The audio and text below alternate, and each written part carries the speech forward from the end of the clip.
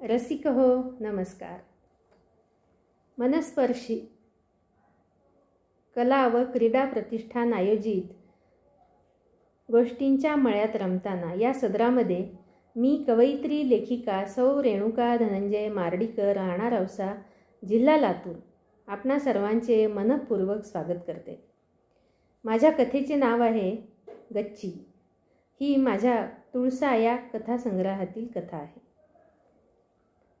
पापडाचा चीक शिजला आहे बरं का, उठा बरं सगळ्याजणी, येणार आहात ना पापड घालायला गच्चीवर, अशी हाक मालती मामीने देताच त्यांची लेक भाच्या सगळ्याजणी उठल्या. पटापट तोंड धुतले आणि पापड घालण्यासाठी मदत करण्यासाठी सगळ्याजणी पटापट मातीचा जिना चढून माळवदावर अर्थातच गच्चीवर गेल्या. मालती मामीने तोपर्यंत पाट मांडून त्यावर कपडे, चौकोनी सुती रुमाल अंथरून ठेवले होते. प्रत्येकीला एक एक पाट दिला आणि त्यावर शिजलेला थोडा थोडा चीक मामी घालू लागल्या आणि म्हणाल्या, चला पटापट थापा, म्हणजे मी पापड साडीवर वाळत घालायला टाकते. आणि पापड टाकत टाकत मामी गाणे म्हणू लागल्या.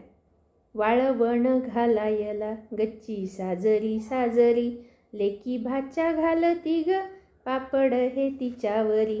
पापड घालेपर्यंत उन्ह वर आली आणि सर्वजणी काम संपवून खाली आल्या. मालती मामी स्वयंपाकाच्या तयारीला लागल्या आणि सर्व मुली थोडा थोडा चीक दूध साखर घालून खाऊन आंघोळ वगैरे आटोपून घरातच बसून काहीतरी खेळ खेळू लागल्या. असा हा उन्हाळ्याच्या सुट्टीमध्ये चालणारा रोजचा दिनक्रम. गव्हाच्या कुरड्या, ज्वारीच्या पापड्या, साबुदाणा भगरीच्या पापड्या, बटाट्याची चिप्स, बाजरीचे सांडगे, डाळीचे सांडगे असे विविध प्रकार उन्हाळ्यात घरोघरी बनवले जायचे. आणि ते वाळत घालण्यासाठी एकमेव होती ती माळवदाची गच्ची. दुपारी 4-5चा सुमार असेल. सर्व मुलं मुली मिळून अंगणात काहीतरी खेळत होती. खेळता खेळता तिन्ही सांजा झाल्या आणि सर्वांनी अंगत पंगत करायची ठरवली. मनू सर्वांना म्हणाली, चला आता आपण सगळेजण अंगत पंगत करूयात. प्रत्येकजण आपापल्या घरी जाऊन ताट घेऊन या, आपण सगळेजण गच्चीवर जाऊन जेवण करू. हे ऐकून सर्वांनाच भूक लागल्याची जाणीव झाली आणि प्रत्येकजण आपापल्या घरून ताट घेऊन आलं.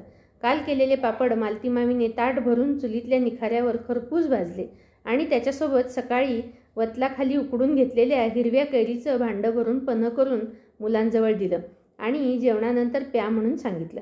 मनू म्हणाली, अगं आई, पन्ह कशासाठी? त्यावर मालतीताई म्हणाल्या, उन्हात खेळताय दुपारपासून, उन्हाळी लागू नये म्हणून पन्ह प्यावं लागतं बाळा, हे तुमच्या आरोग्यासाठी चांगलं असतं. आणि हो, जेवण झाली की तुम्ही अंथरुणं घाला हो पलीकडच्या गच्चीवर. मनू हो म्हणाली आणि जेवायला गेली.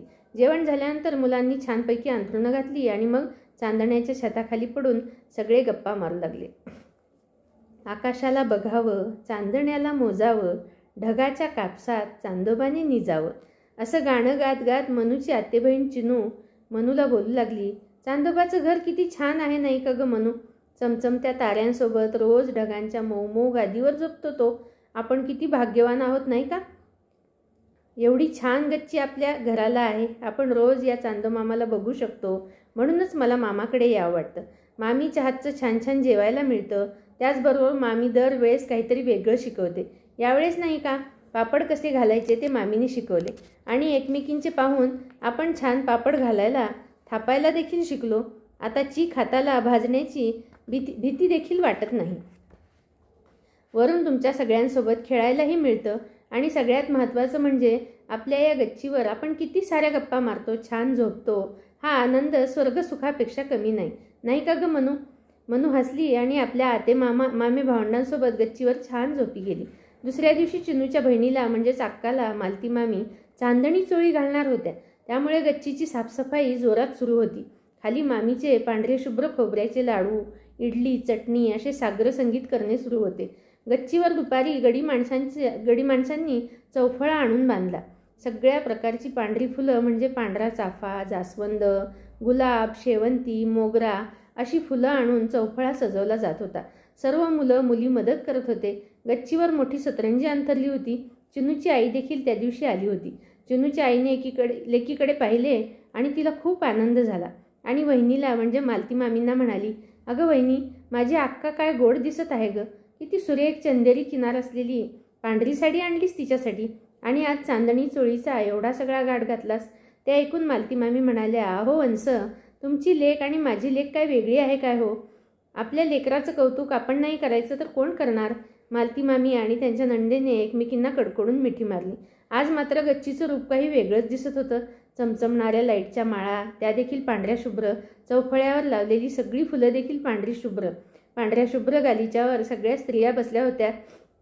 त्यांच्या अंगावर देखील पांढऱ्या शुभ्र साड्या. अक्का देखील पांढरी शुभ्र साडी घालून, मोगऱ्याचे गजरे आणि मोत्याचे दागिने घालून एखाद्या परीसारखी दिसत होती. सगळी मुलं कौतुकाने तिच्याकडे पाहत बसली होती. मालती मामीने अक्काची खणा नारळाने ओटी भरली. डोहाळे म्हणायला सुरू झाले आणि मग मामीने सर्वांना हाक मारली, चिनू मनू सर्वजण इकडे या आणि ह्या डिश सगळ्या स्त्रियांना द्या. मुलं पटापट मदत करू लागली. पांढऱ्या शुभ्र डिशमध्ये खोबऱ्याचे लाडू, पांढरे लाडू, इडली आणि पांढरी चटणी. सगळ्यांच्या पाहूनच तोंडाला पाणी सुटत होतं. मालती मामी म्हणाल्या, तुम्हा सर्व मुलांना मी हे देणार आहे. आधी बाहेरून आलेल्यांना द्या. मुलं पटापट कामाला लागली आणि अशा पद्धतीने हा एक अविस्मरणीय क्षण मालती मामीच्या गच्चीने अनुभवला. असे अनेक कार्यक्रम या गच्चीवर कित्येकदा मोठ्या उत्साहात साजरे झाले होते. गावात कुणाचे लग्न असो, एखादा उत्सव असो, कुणाची जयंती असो, या गच्चीवर जाऊन सर्वजण जागा पकडायचे आणि येथूनच सर्व सोहळे पाहिले जायचे. कितीतरी आठवणी, गोतावळा असेल ही गच्ची. गोतावळा पाहिला असेल या गच्चीने. 2 दिवसांनी उन्हाळी भुईमुग निघाला आणि मग काय, सगळी गच्ची भुईमुगाच्या शेंगांनी भरून गेली. ऊन देण्यासाठी म्हणून सगळ्या शेंगा गच्चीवर अंतरल्या गेल्या.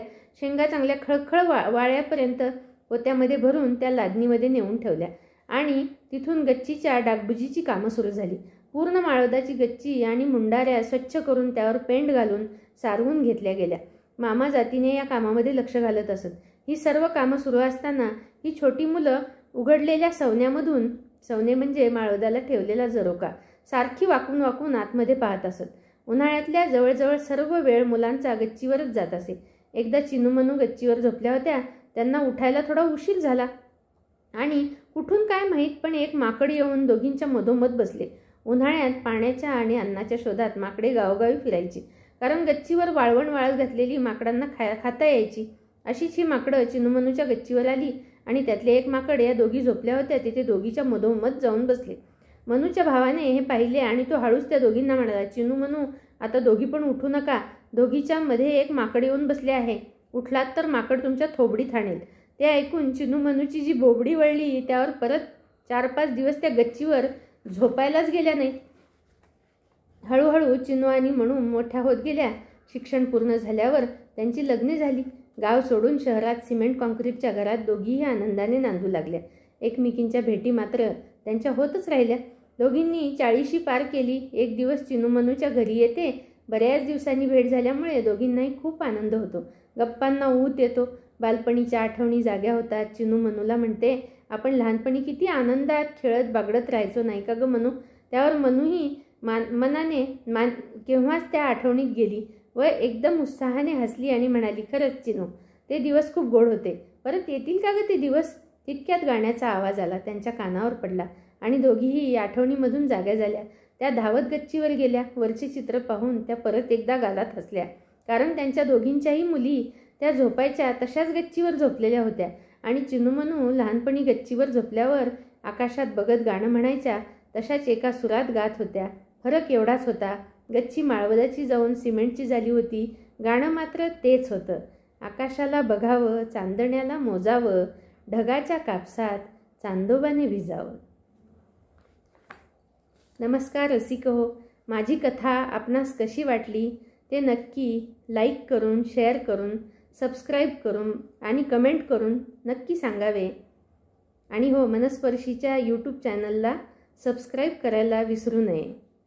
धन्यवाद.